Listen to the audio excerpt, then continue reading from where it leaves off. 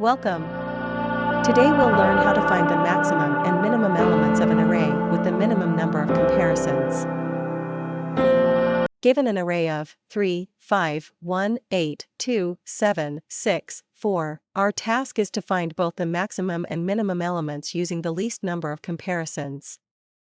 A naive approach involves comparing each element to the current max and min, resulting in 2 and 1 comparisons.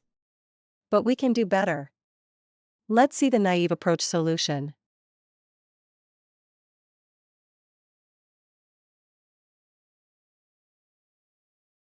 Let's optimize. We can reduce the number of comparisons by pairing elements and comparing in pairs.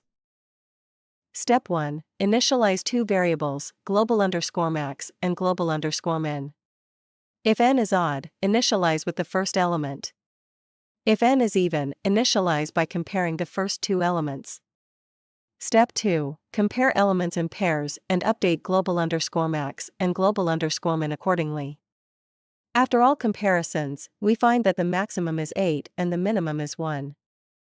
Using this method, we reduce the total number of comparisons to approximately 3*n/2.